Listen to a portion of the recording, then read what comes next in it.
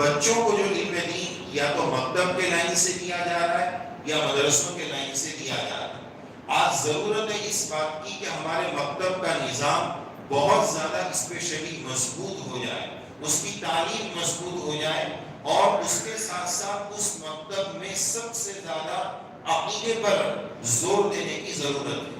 معذرت کے ساتھ کہ عقیدے اور ایمانیات پر مکتب میں بھی وہ توجہ نہیں دی جا رہی ہے جو دینی چاہیے، اور مدارس اسلامیہ جو دارالعلوم کے نام سے جانے جاتے ہیں وہاں پر بھی وہ پڑھائی عقائد کے نام پر نہیں ہو رہی ہے جو ہونی چاہیے. ہو رہی ہے، اس سے انکار نہیں.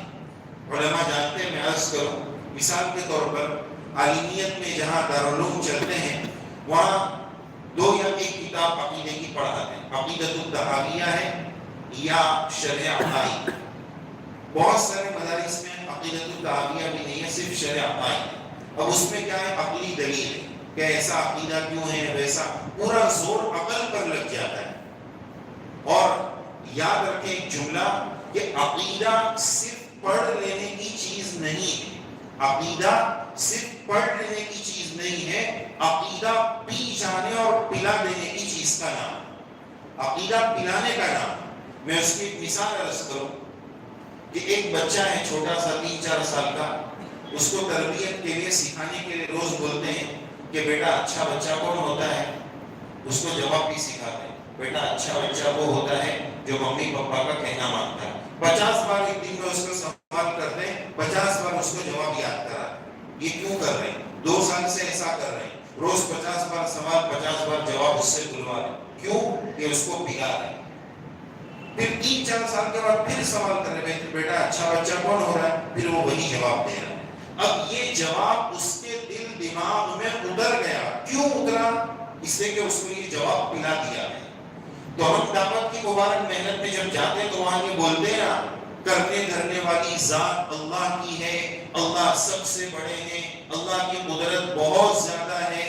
یہ سب عقیدے ہیں. ان عقیدوں کو مکتب میں ان بچوں کو پلا دینے کی ضرورت. اصلی تعلیم، ایجوکیشن، یہ بھی ہماری ضرورت. لیکن آج اس کے جو ذرائع ہیں وہاں سے ایسی چیزیں آ رہی ہیں جو ہمارے ایمان کو ختم کرنے اور جراثیم کا اس پر جو ہے وہ کام کر رہی ہے. اس کا اینٹی بائیوٹک چاہیے. وہ اینٹی بائیوٹک ان جرمز کو، ان جراثیم کو مارنے والی جو طاقت ہے وہ مکتب کی تعلیم. اس مکتب کی تعلیم کے ذریعے ہمیں اپنے بچوں کو ایمان کا تحفظ اور عقیدوں کا تحفظ سکھانے کی ضرورت ہے. مثال ایک بات عرض کروں، ہمارا بچہ اسکول میں جا رہا ہے، وہاں اگر اس کو کسی نے یہ سکھا دیا بچہ تو کوئی سلیٹ ہے، وہاں اگر اس کا ایمان چھین لیا گیا اور یہ اس کی ذہنی تھیوری بنائی گئی کہ علم دینے والی دیوی کا نام سرسوتی، اس کو روز اگر صبح کے سیشن میں یہ دیتے گئے تو یہ چیز اس کے اندر گھر کر جائے گی اور ماں باپ کو پتا ہی نہیں کہ اسکول میں کیا ہو رہا ہے. جبکہ اسلامی تعلیم اور اسلامی ہدایات یہ کہہ رہی ہے کہ الرحمن علم القرآن، معلم اللہ کی ذات ہے. علم بھی اللہ دیتے ہیں، مال بھی اللہ دیتے ہیں، سب خزانے اللہ کے پاس ہیں. ان لوگوں کی طرح نہیں کہ علم کوئی اور دے رہا ہے، روٹی کوئی اور دے رہا ہے، چاول کوئی اور دے رہا ہے، سالن کوئی اور دے رہا ہے. ہم تو یہ کہہ رہے ہیں کہ جو کچھ مل رہا ہے وہ سب کچھ اللہ ہی دے رہے ہیں، اور علم دینے والی ذات بھی اللہ ہی کی ہے. یہ عقیدہ کون پلائے گا؟ کہاں پلایا جائے گا؟ وہاں سے جو جرمز اور جراثیم آ رہے ہیں کہ علم وہ دیوی دے رہی ہے، یہاں سے اس کا اینٹی بائیوٹک دینا ہے کہ نہیں، علم دینے والی ذات اللہ کی ہے. اسی وجہ سے ہمارے علماء نے لکھا ہے کہ دارالعلوم میں پڑھانا فرض کفایہ ہے. سب کو پورے گجرا کو عالم بننا اور حافظ بن جانا ضروری نہیں کہ اللہ اس پر پکڑ کریں گے کہ بھائی تم کیوں حافظ نہیں بنا، تیرا بھائی حافظ تھا. اس پر پکڑ نہیں ہوگی.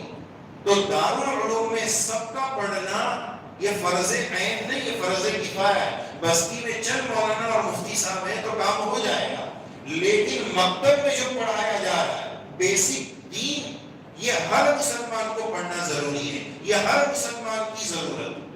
اس نے اپنی بستی کے مکتب کا نظام، جس بستی میں جتنا مضبوط ہوگا، مسجد میں بیٹھ کر یہ کہا جا سکتا ہے اس بستی کی ایمان کی حفاظت اتنے دیر زمانے تک چلتی رہے. اس پر بہت زیادہ توجہ کی ضرورت ہے. اگر اس وقت یہاں پر مکاتب میں پڑھانے والے اساتذہ کرام موجود ہیں تو یہ عاجز ان کی خدمت میں بھی ادب کے ساتھ عرض کرے گا کہ بہت زیادہ اپنے بچوں کو ایمان پلانے کی محنت کرو. یہ نہیں کہ بس ناظرہ تھوڑا سبق سن لیا, نورانی قاعدہ پڑھا دیا, 2-4 یاد کرا دی. ارے بلکہ آج تو یہ ہوا کہ اسلامک اسکول کھولی جا رہی ہے کہ بھائی نہیں بہت خراب حالات ہے, اپنی اسلامک اسکول کھولو. ارے بھائی اسلامک اسکول کس کا نام ہے؟ آج لوگ یہ سمجھتے ہیں کہ بس اسلامک اسکول اس کو کہتے ہیں جس کی مینجمنٹ کمیٹی میں زید عمر بکر ہے, وہ اسلامک اسکول ہے. پھر اس میں وہ تمام خرافات, وہ تمام بے حیائی اور غلط کام جو غیروں کے اسکول میں ہوتے ہیں وہ وہاں پر بھی ہو رہے ہیں. اس کا نام تھوڑی اسلامک اسکول ہے.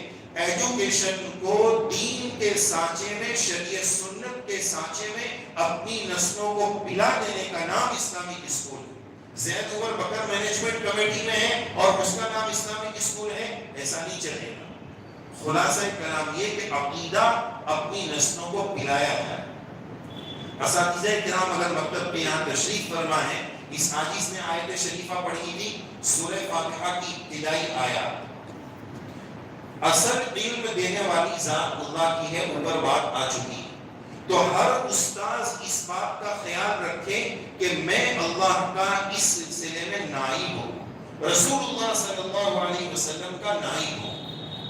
اللہ کا نائب ہے اس لیے کہ علم القرآن, معلم قرآن اللہ کا نائب کیوں ہے؟ اس لیے کہ علم القرآن.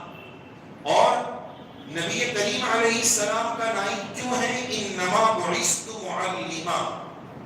تو اس نیابت میں تخلقوا باخلاق اللہ, اصل تربیت کرنے والی ذات اللہ کی ہے. ہر استاذ کی ذمہ داری ہے کہ وہ اپنے بچوں کا معلم بھی ہو اور اپنے بچوں کا مربی بھی ہو. صحیح تربیت کرنا آج کے دور میں بہت زیادہ ضروری ہے. اور تربیت کے لیے آگے اللہ تعالیٰ نے دوسری آیت میں کیا فرمایا؟ الرحمن الرحیم.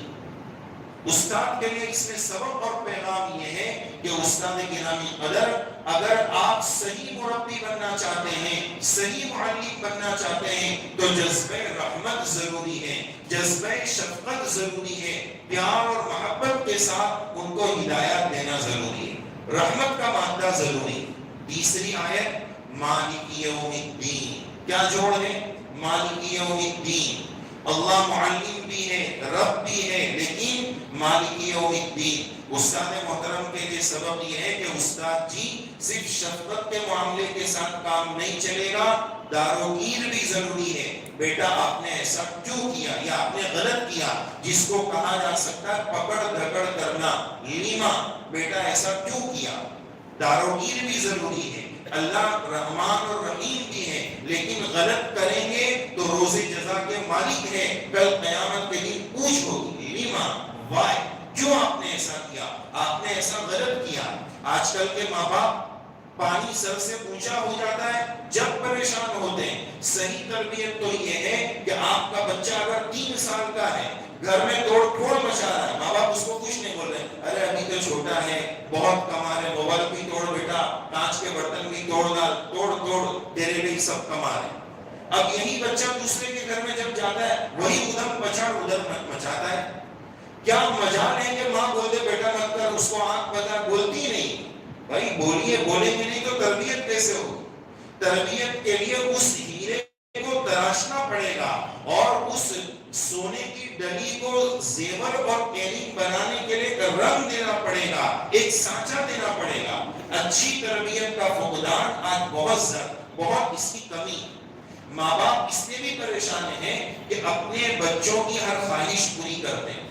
بچے نے جو کہا کن فیکون والا نظام, اس سے بچہ کبھی نہیں سدھرے گا. بچے کے بگڑنے کے اس میں بہت امکانات. تو مالک یوم الدین, پکڑ دکڑ بھی ضروری اور شفقت کے ساتھ سزا بھی ضروری. سزا بھی تھوڑی سخت ہونی چاہیے, بہت نرمی والی سزا سے نہیں چلے گا.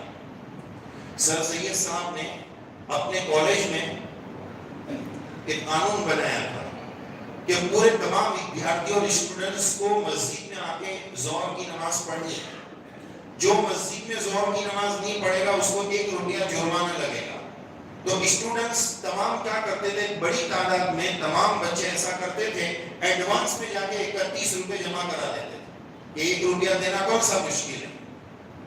تو اس سے پتہ یہ چلا کہ سزا میں بھی تھوڑی سختی ہونی چاہیے کہ جس کا کوئی بوجھ ہو, مالکی یوم الدین, شفقت بھی ضروری ہے, یعنی سردی گرمی نرمی یہ دونوں ضروری ہے. جس کو حضرت مولانا ابرار الحق صاحب بریلوی رحمۃ اللہ علیہ یہ جملہ فرمایا کرتے تھے, نہ ڈھیلا بنو نہ ڈھیلا بنو. کیا فرماتے تھے؟ نہ ڈھیلا بنو نہ ڈھیلا بنو, یعنی اعتدال اور بیلنس ضروری ہے. ورنہ بعض تو اتنی شفقت کا مادہ, میرے لال میرے سر پہ بیٹھے اور یہی مود دے, باتھ روم میں کیوں جا رہا ہے, ایسی شفقت بھی ضروری نہیں ہے. ورنہ پھر ہم تو اپنے سر پر متوا لیں گے, وہ دوسرے کے سر پہ بھی مودے گا. اس لیے لیما بھائی بیٹا آپ نے ایسا کیوں کیا, اس کی بھی ضرورت ہے. تربیت کے لیے اس کے بغیر کام نہیں ہو سکتا ہے. پھر اساتذہ کی خدمت میں اگلا ادب یہ ہے, ایاک نعبد. میں پڑھا رہا ہوں, میں تربیت کر رہا ہوں, لیکن مجھے خود بھی تربیت کی ضرورت ہے.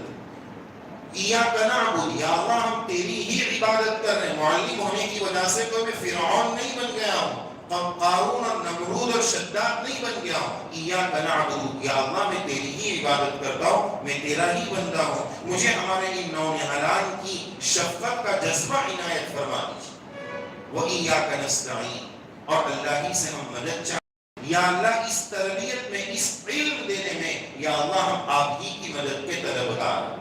تو آج کے اس دور میں خلاصہ کلام یہ کہ ایمان لوٹنے کی محنت چل رہی ہے.